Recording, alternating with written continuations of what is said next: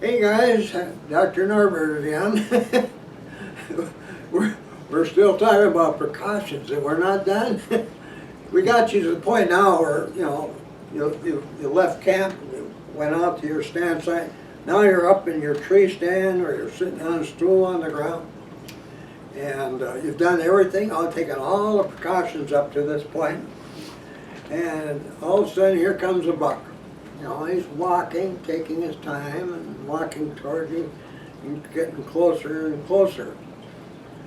Now, that's all you've done, all you've learned, have gotten you to the point where this is going to happen.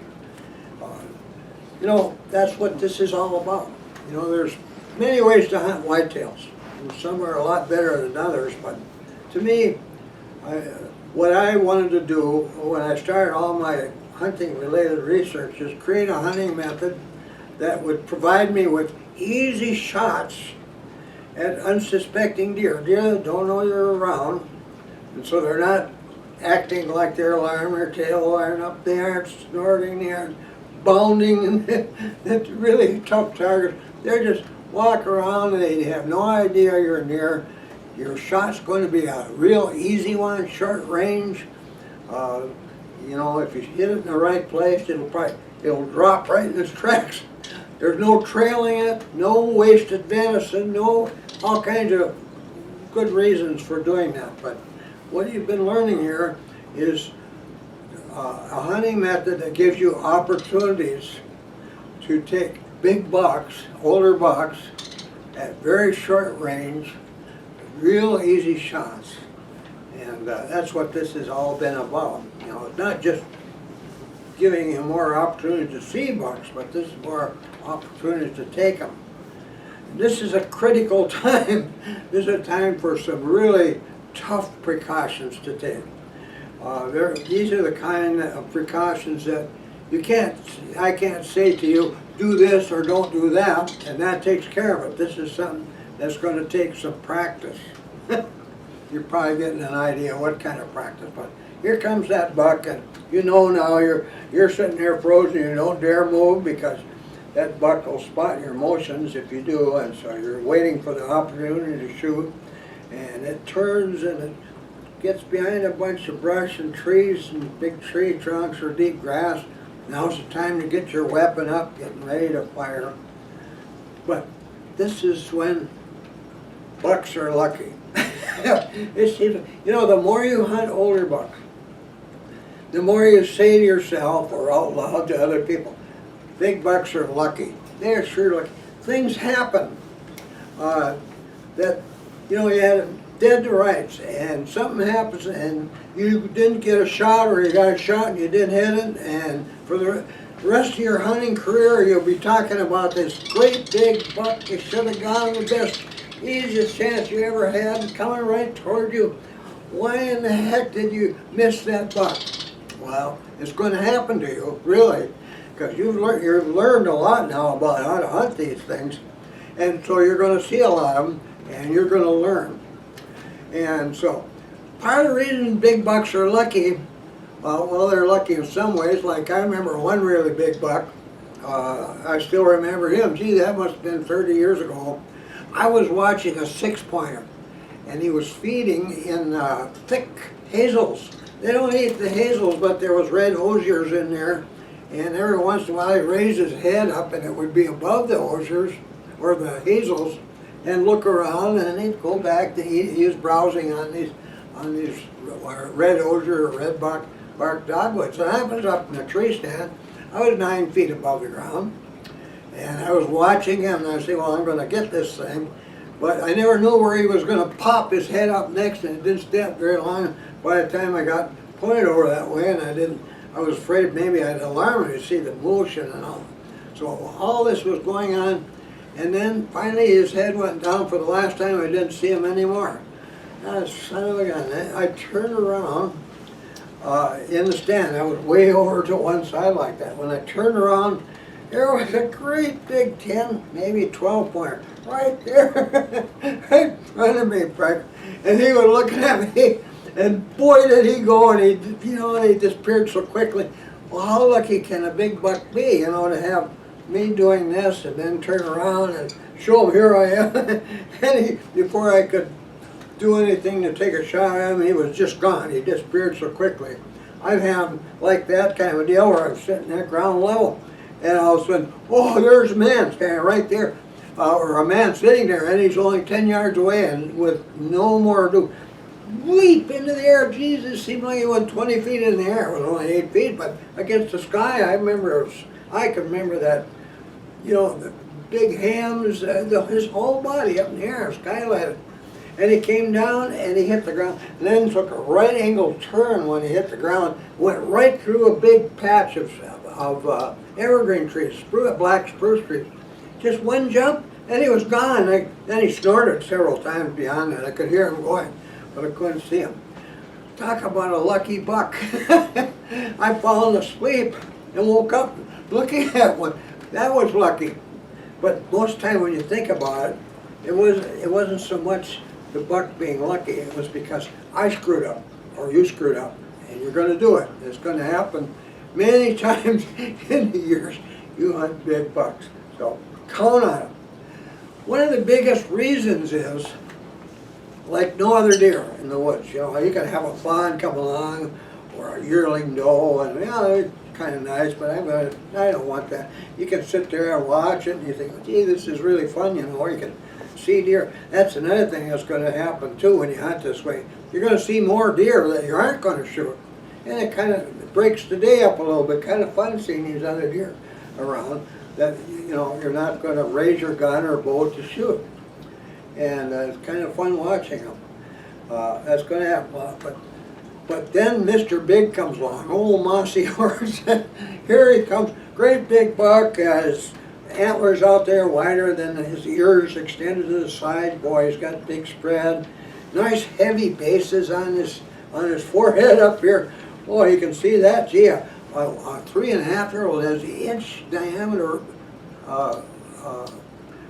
bases on his antlers, and they're nice to have a nice spread and they have long points, but they aren't real heavy. But here comes one. Man, look at the thickness of those antlers, and especially around the base. And my God, it looks like it's 2 inches across on that thing.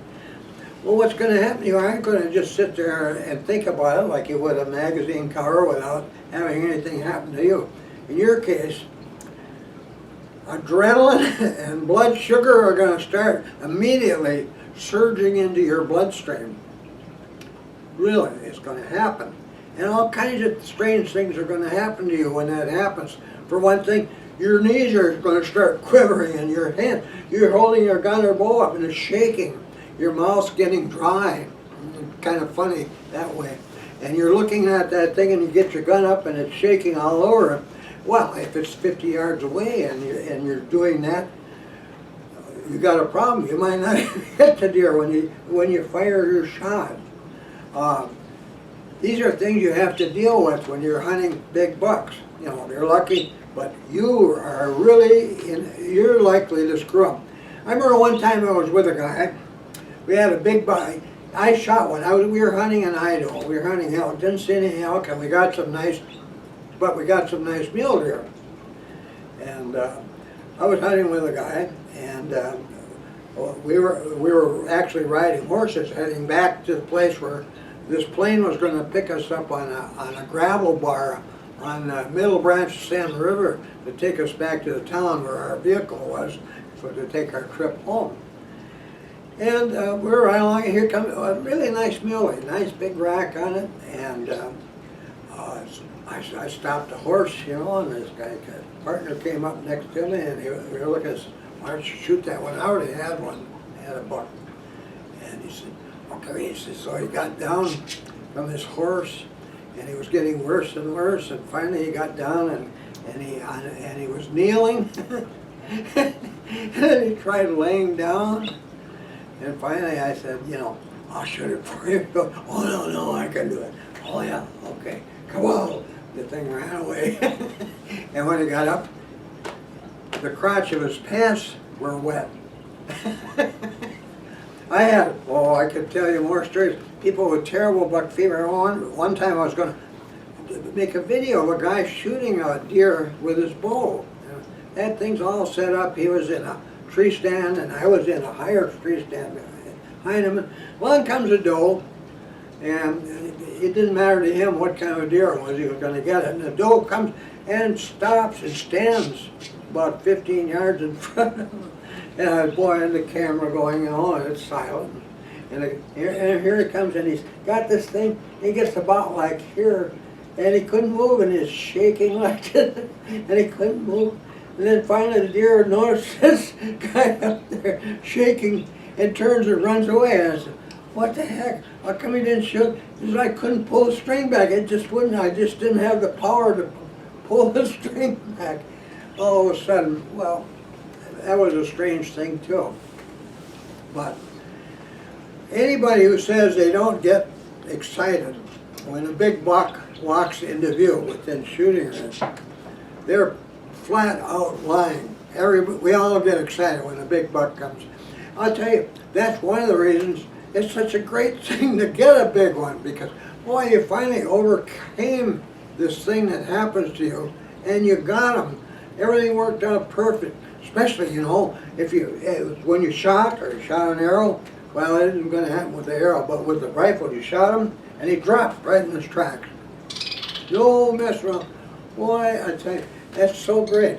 But when that happens for 10 minutes, you shouldn't climb down from your tree stand. You're going to be so excited that adrenaline is just going to have you like shaking all over, so excited. It could be dangerous to climb from a tree stand after you've taken a big buck. It should be one of your rules. Don't get out of that stand for 10 minutes after you shoot a big buck, and then get down. But anyway, back to what this is all about. One of the things that should be foremost in your mind is that, you know, well, there's a couple things. What's this deer hunting all about anyway, you know? When we go out and shoot deer in the woods, you know, we call it a sport, but it's not a game. It's our job to hunt deer. You know, a lot of people say, oh, I would never hunt, I couldn't do anything like that, and I don't think anybody else should either, but, you know, whitetails can double in numbers every year. And today, there's hardly any place in America where any large group of whites, they migrate to winter areas in the wintertime, usually around Christmas time or a little slightly after that. And you can have hundreds of them in a small area, but there's hardly an area left in the United States today that can support a large number of whitetails throughout the winter. And if you have snow, like we have snow on the ground here now, and it's hard for them to move around, and pretty soon all the edible food in the area that they're living in is gone. It's all eaten or covered by snow, and they've been standing on their hind legs trying to eat branches and trees that they can get to, and it's getting hard. And the littler deer like the fawns and yearling does, they can't reach that high anymore, and they're in big trouble. It's our job to keep whitetail numbers down to numbers that can be supported by natural foods in suitable habitat. You know, the cruelest thing in the world is to say, no more hunting, and all these deer are multiplying doubly in numbers every year. Can you imagine all the deer that would be starving and dying to get from starvation? What an awful way to die. That's the cruelest way to treat those wild game. Today, you know, us hunters, I consider us guys in Blaze Orange. If I write another book, it's going to be called Angels in Blaze Orange. It's our job to act in Mother Nature's behalf to take whitetails. And they're really nice animals. They're magnificent. I always feel a little bit sad when I take one because, gee, this was a great deer, you know, but it's part of my job to help keep numbers down. And so if we're going to do that, then we should do it humanely, and we shouldn't be just wounding deer. If you've ever been to a place where they butcher whitetails, deer hunting season, and you go in there and look at these deer that they have hanging there, or in piles even, and how they've been hit. And I've done that. I remember one year, last time I did, shot a big buck 12-pointer, and it was warm, and I was afraid it would spoil before I got it home and got it butchered, so I took it to a local locker plant where they butcher deer. And I just had to shake my head looking at at places that those deer had been hit. Obviously, quite a few of them probably were running like crazy through heavy cover, wooded areas like where I hunt. And it's pretty hard to hit a deer when that's going on. You don't always hit them where you'd like to hit them. So, but to me, the worst thing that can happen is just wounding one, and it gets away. You fail to recover it. And well, up there, probably wouldn't last long, and wolves will be on them before you know it. But still, you want to make quick kills, quick, humane kills. Not just for that reason either.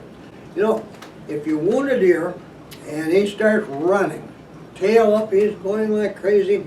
His tarsal glands are emitting this ammonia-like odor, I call it danger scent, like crazy.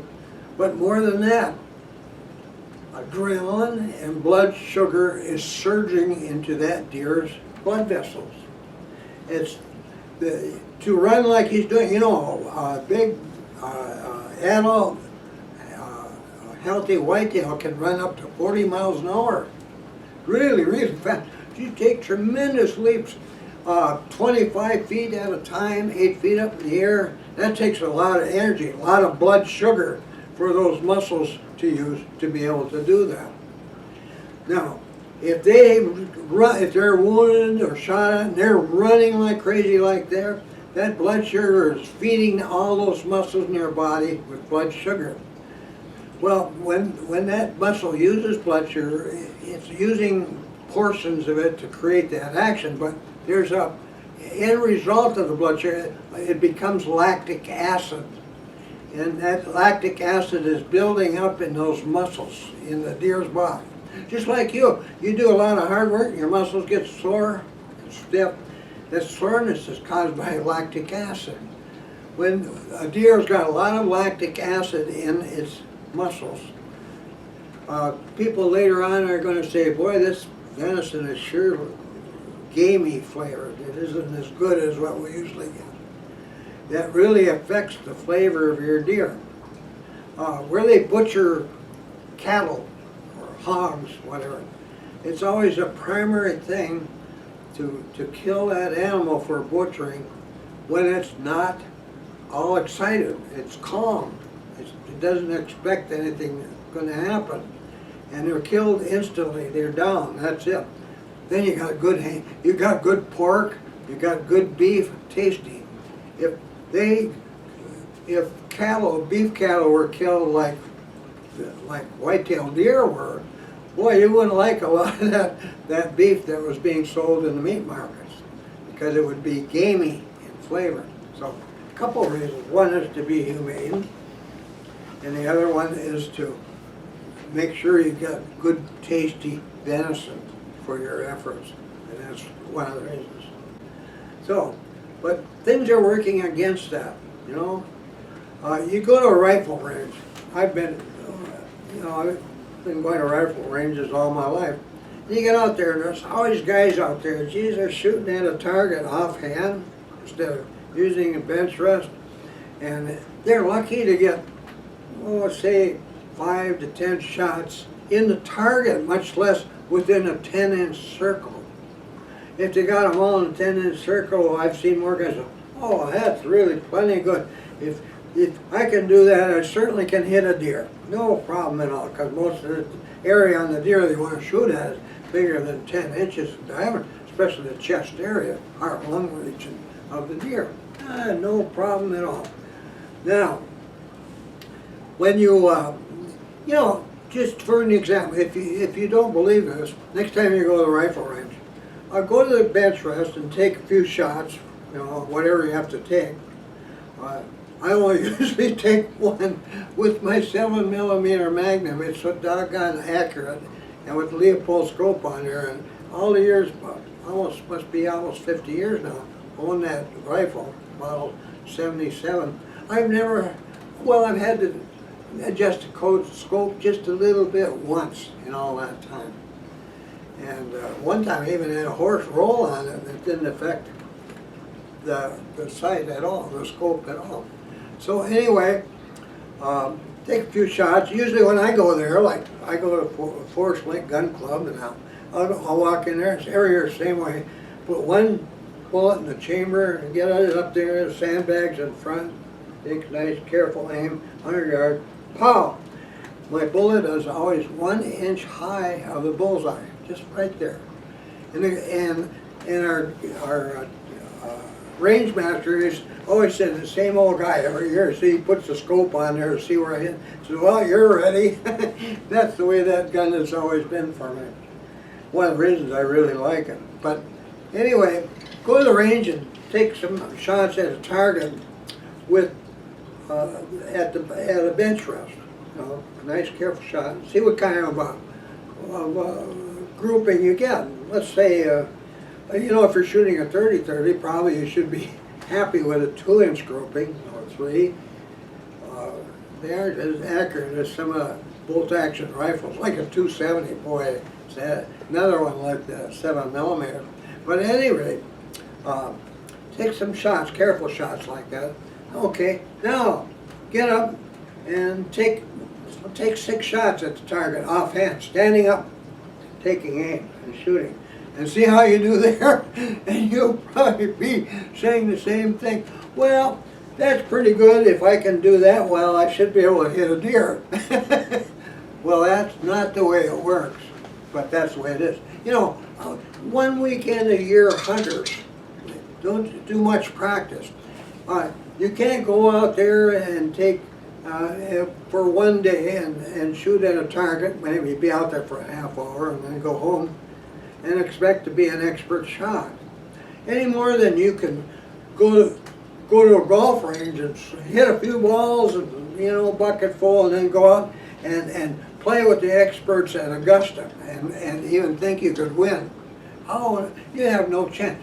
We're not born with the ability to shoot a rifle or a bow or with a golf club or with a bowling ball accurate. It takes practice to make all those things work properly. And what you should do if you're a newcomer especially, some of us old timers, we don't have to work on that as much as we did when we were younger, but because we already did them. You got to develop an instinctive group. All the things you do to get ready to fire, the things you do, like press your gun against a tree trunk for a rest so it's absolutely rock solid when you take the shot, things like that. Or you're laying on your belly looking over the ridge of the building and a tall sheep is way over on the next mountain and about 700 yards and you're pinned down by sheep on both sides. You don't dare move. You lay that forearm of your gun across your cowboy hat and you lay it on there and take really careful aim, and you think about your trajectory. Something that you should always do too. You should learn about the trajectory of your bullets. Like with my 7mm, it's sighted in for 200 yards. 200 yards. At 100, it's 1 inch high. At 200, it's right back in the bull. At 300 yards, it's 7 inches low. At 400 yards, it's 17 inches low. I've only killed a deer once at the range of 400 yards. That's pretty unusual. A nice, long, narrow opening to shoot through. And the deer was just standing there. In fact, that deer just got done breeding a doe, and he was standing there looking at the doe when I shot him. So, anyway, and I couldn't even tell if I hit him, but I held 17 inches above the spot where I wanted to hit him. And a long shot like that, I don't shoot for the neck. Neck shot is my favorite shot within 50 yards. You hit the vertebrae in the neck of a deer, boom, he's right down like a giant fly swatter, sliding him right down, flattening him there. But even with that, even if I take a heart-lung shot at 100 yards with the 7mm Magnum, it'll go right down.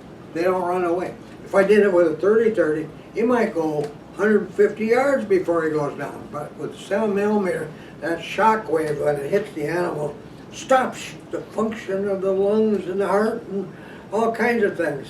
So that's why it's such a deadly cartridge. 270 will do the same thing.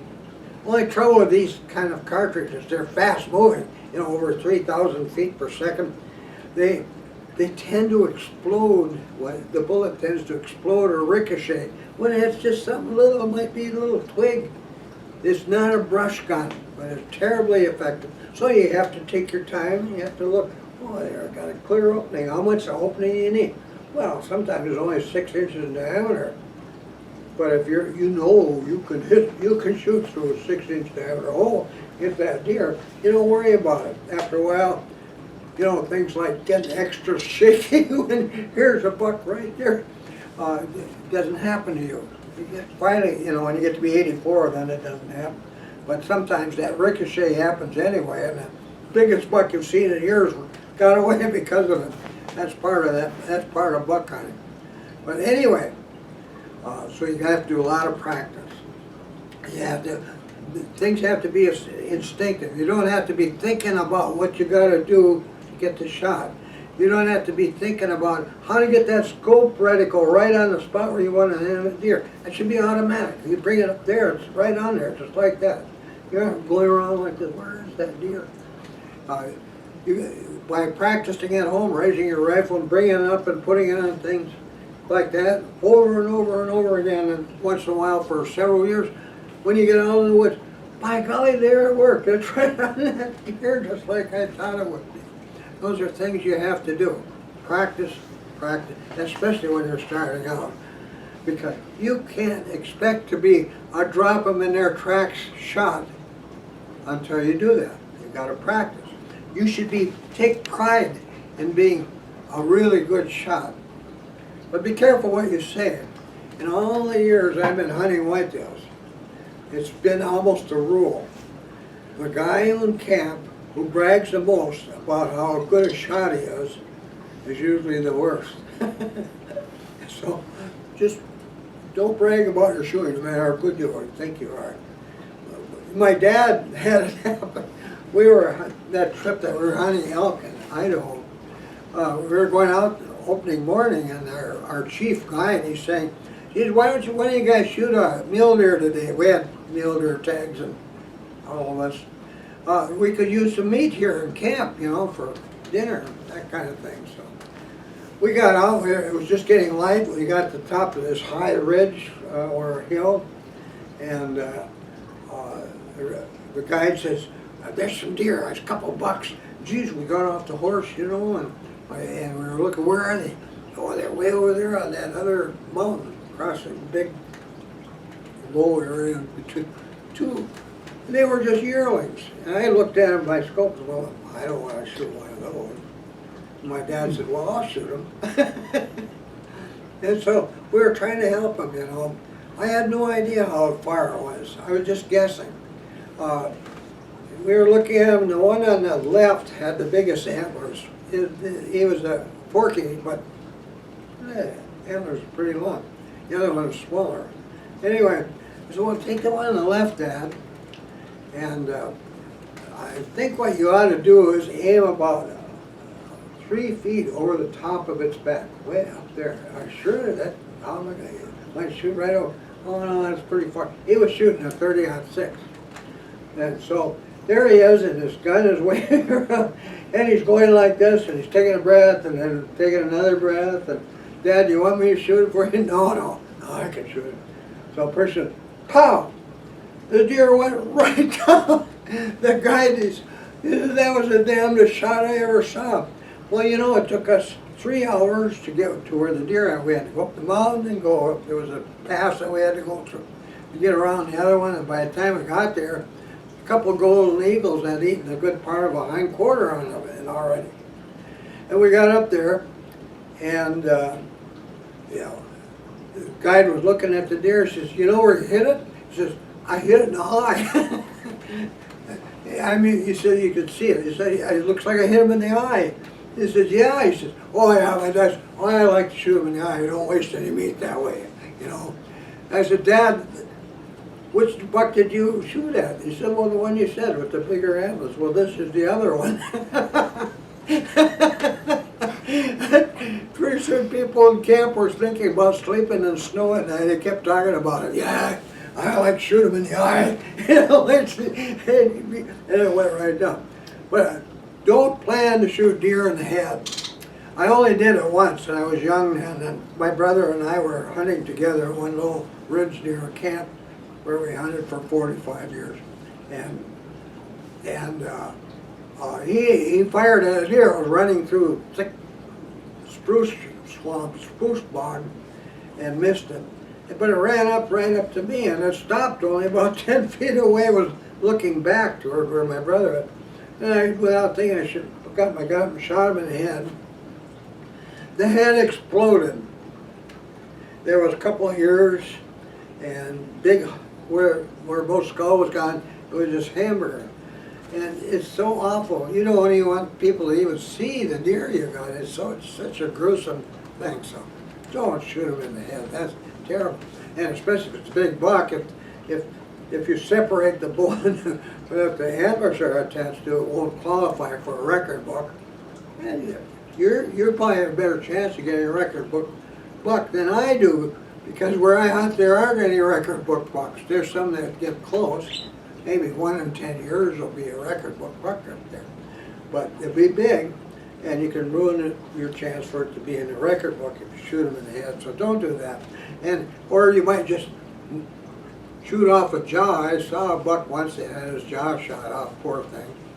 And anyway, luckily somebody got it. But anyway, so you want to be a careful shot, a humane shot, and be serious about learning to be a very accurate shot. Remember now, this should be foremost in your mind, what this is all about. When you climb up in that stand and you've done everything you can do now to make sure to improve your chance of seeing a big buck there, remember, do your best to make sure your shot is going to be a quick kill shot, a humane shot. That's not only for your benefit, but for the deer that you're going to take. That's for the deer.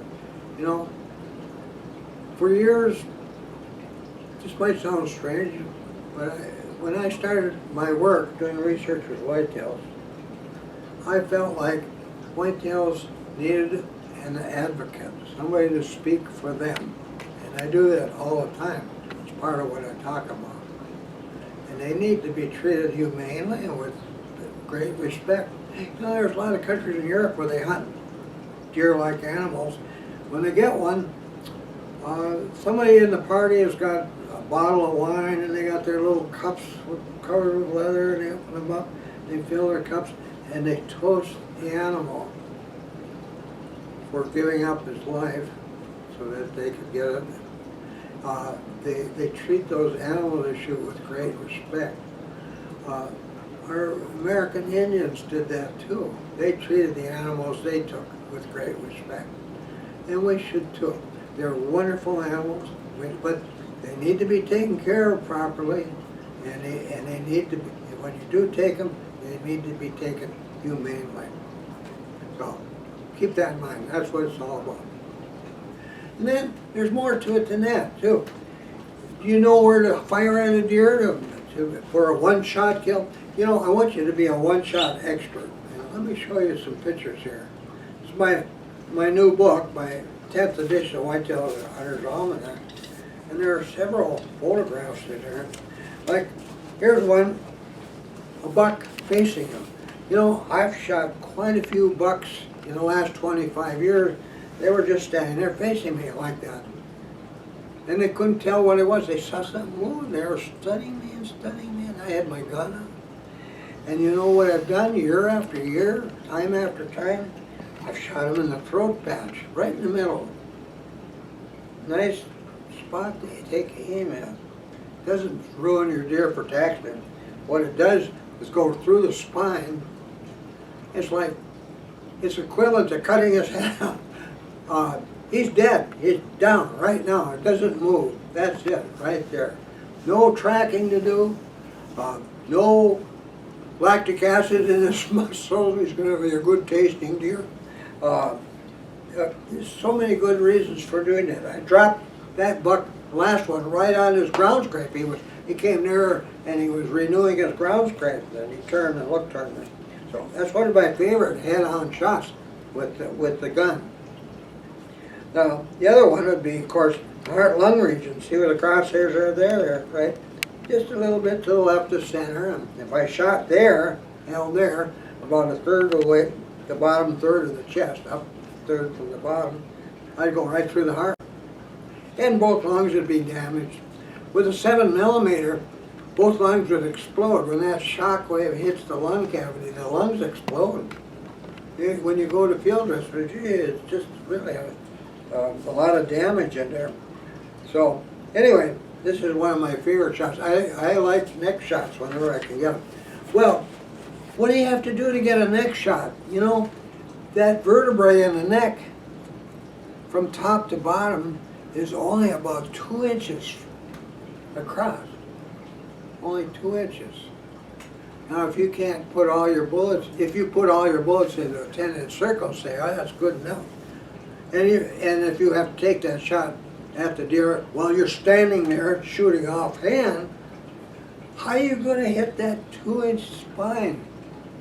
You have to be, that deer either has to be awful close, you have to be one heck of a shot offhand. Well, there's nobody that good. If you're going to be taking neck shots, aiming to shoot the spine, you got to be really good. You should be getting all your bullets into a 1-inch circle at 100 yards on a bench rest. And so, what's 4 times worse than 1-inch circle 4 inches? Well, that's still pretty, you know, you could shoot that spine and still be way off, except maybe in the shoulders. Let me show you here. Here's a broadside shot. Some of my favorite shots on them. You guys got, you know, here's another good reason to book. This book is such a good reference book for buck hunting, you know. There's a lot of things you're going to forget about when you listen to me now, but you come back to this, get your book out. Here's from a broadside shot at a neck. That neck vertebrae is in the upper third, you know, at the bottom of the upper third, this back third. You don't want to shoot in the middle. In the middle, you might get some large blood vessels that make it bleed pretty good, or the trachea or the windpipe, that kind of thing. But you got to be a third from the back edge, the top edge, if his head's down, a third from the top. If his head's right up there and you're looking at him, broadside, a third from the backside over, but it's right in there. That's, you hit it, aim there, and that deer is going to drop in his tracks. Here's number 2. You know, most have good humps on them, but whitetails don't. But big bucks have kind of a hump there. You see, there's a little hump behind the neck, where the neck joins the body. And in that part of the whitetail's body, the vertebrae are big. They're up to 4 inches from top to bottom. Big vertebrae. And if you hit that vertebrae anywhere in that 4-inch area there, lots of good things happen as far as humane kill is concerned. For one thing, you hit him there, he's going to go right down. He's paralyzed from there back. He won't be able to move his legs. He's paralyzed. Another thing that's going to happen is that both lungs are going to be affected. You're going to hit tops of both lungs and they're going to be bleeding. If you do it with a 7mm mag, both lungs are going to explode. And then there's major blood vessels going up to the neck to go to the head and neck area on the deer. Ascending aorta, descending vena cava, also known as the jugular vein. You hit those blood vessels, it's just like hitting the heart. So that hump there, high on the hump. You know, one of the guys that watched one of my, or read in the book, that was one of my favorite shots. He said one time a guy told him, hit him high, watch him die. Hit him low, watch him go. And this is where a case where that really applies. Now, if you want a heart-lung shot, then you got to have your crosshairs right behind this front leg. If it's a bow shot, I always waited for that front leg to move forward, and then I'd move over to the bare spot behind it, because when they're standing with their legs straight up and down, the leg bones, or shoulder bones here, cover the heart. But when that leg comes forward, so it exposes the area behind it, and you shoot in it, you're going to get the heart every time. So near leg forward with a bow, but with a gun you can shoot there, and there's going to be so much damage to the lung and close there. You might not hit the heart, but the deer is, if he doesn't go right down, he's not going to go very far before he's going to go down, and you're going to have a really good blood trail to follow as you go. So that's a good one. Here's another one. For the bow hunter, when I did all my bow hunting, my favorite shot was to shoot behind the last rib on the side of the deer. See how he's facing? He's quartering away. One quarter. That's a great shot for bears too, with a bow. A bear shot. If you're in a tree stand and that's the shot you should be going for with a bow. 9 feet up there. My bear is only 7 yards away, right there. And my positioning beam has got him there, and it places him so he's quartering away. You aim halfway down the body, from the top to the bottom, when you're up in the tree stand. That's right there, behind the last rib. And when you let go, that arrow is going to go through the near lung, and then through the heart as it goes downward because you're up higher. And then it'll come out on the opposite, be in front of the opposite shoulder, making a good exit wound. And the deer or bear is going to bleed like crazy. You have no trouble finding them. So, if you're on the ground, then your shot should be lower because the heart is in the lower third of the chest cavity, behind that near leg. So, so you go down. If you're sitting on the ground on the stool, then you're going to shoot into the lower third, right behind the shoulder area, right there. And if he's quartering away, you're going to go right into the heart. You're going to, with an arrow or a bullet, you go through the heart. It'll be the X. You'll see your blades of your broadhead right through the heart there, and it'll come out on the opposite side. You know, I've been telling people about this for years and years and years, and a lot of bow hunters start making a lot of noise about when I say it. But there's people in the business like making string tractors, and there's people that make broadheads that open up when they get into the animal's body, that make it impossible to get an exit wound. It's spread out, and by the time it gets to the opposite side of the rib cage, it can't get any further. I wouldn't use that. I used to use muzzy, 4-blade muzzies. There's probably lots of them like that nowadays. I used that was my favorite, 4-blade muzzies. I liked 4-blade because they wouldn't plane in the wind like a strong wind, crosswind, where 3-bladed ones would. You could look at them in slow motion to see what they're doing. But I went to the 4-blade, and they're so sharp and so good. And with I would use, I remember it was 125 or 150 grain, the tip, the sharp tip that screws on to the blades when you put it into your broadhead. And that didn't matter so much. But a standard weight arrow, I remember years ago when they came out with, started making crossbows big time, they were using little arrows. I don't know if they're doing that anymore, light ones. Some years ago I was doing research and photographing whitetails and creating Whitetail Hunter's World. It was a 12-hour video series, and in West Virginia. And almost every night in the wintertime, people would drive along the gravel road along the property where I was staying. It was wooded right up to the road. And they were shooting deer with crossbows, these little arrows. And the deer would get away because if it didn't drop right away, they wouldn't try to go looking for it after they were poaching, want to be caught. I traced more blood trails in that. It was a 1,000-acre area during the 3 months I was there, and I hope today, I really do, that either have faster arrows or heavier ones, so you have more foot-pounds energy when it hits the deer. It has a better chance of going through the animal. One of the good things about when the deer's quartering away and you shoot behind the last rib, you only hit bone once, and that's where you're coming out on the opposite side. So that's good. But wherever you shoot, whatever angle you shoot from with a bow, get it in the chest cavity, nowhere else. No playing around with other shots. There are other ways to kill them, but not necessarily best, and you'll probably lose the animal beside it. But if you got a blood sign, you'll get them. You won't have any problem. You'll get them. And you'll be able to follow the blood sign. A blood sign coming from a chest wound. So every time, you're going to get them. So only shoot at those.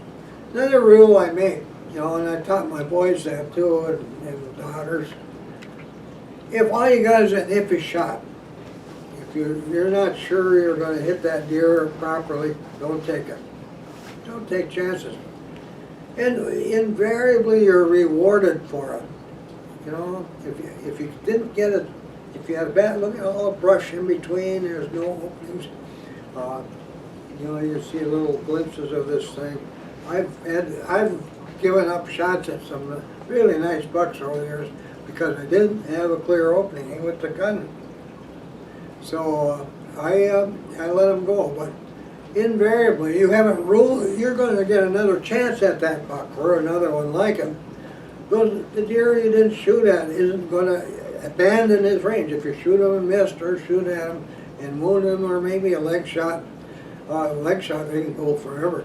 And it stops bleeding pretty soon. But anyway, they'll just keep going until they're off range, and you won't have a chance of seeing that buck anymore for the rest of the hunting season. You're much better off not to take iffy shots because, like I say, you'll be rewarded for it. Those deer will be sticking around. They won't leave the area. So iffy shots are not good. I used to take a lot of iffy shots when I started hunting the first 15 years. All we did is make drives. It seems like only deer you saw were bounding like crazy through the woods, and I always had an awful time hitting them that way. There's got to be a better way. And what I've been teaching is the best of the better ways. So for easy, close range shots, drop them in your track shots. You become an expert, one shot expert, put them in your tracks every time. So now, we're not done yet. There are more precautions. You know, you shot a deer, sure, but there's more to know about what you should be doing next. And especially if you want to hunt some more in the area. And so, more precautions to learn about. So, with that, we'll quit here. And if your deer are having trouble because of deep snow like they are here in Minnesota, start thinking about what you can do to help them in the future, or even this year if your state will allow it. Feeding deer probably won't because of chronic wasting disease. And yeah, they discovered a deer with chronic wasting disease not too long ago here in Minnesota. That's 100 miles closer to where I hunt. I'm worried about that. We'll talk about that in another video too. Another thing somebody suggested is that I should talk about the equipment I use. So I'll reserve a time for that. You know, people want to know what rifle I use, the bullets, boots, stuff I wear, all kinds of things like that. We can do that. That'll be kind of fun. Probably take more than one session. I had a guy too wrote me an email talking about stepping from a ladder onto a stand platform. And he thought it would be better if you attach your harness to the tree before you step onto the platform, because if the platform's got snow on it, or it might be icy and slippery, you're safe. When I know I've always, when I climb up there in the snow, I always brush it off as quietly as I could before I would step onto there. But I think that's a good idea. If you can, if things work out for you when you're doing this, that you can attach your harness to the tree before you step on your platform, then do it. That's a really good idea. Another guy said, now, he was watching me bring my rifle up, he said, you should check your bore to make sure there isn't dirt in it.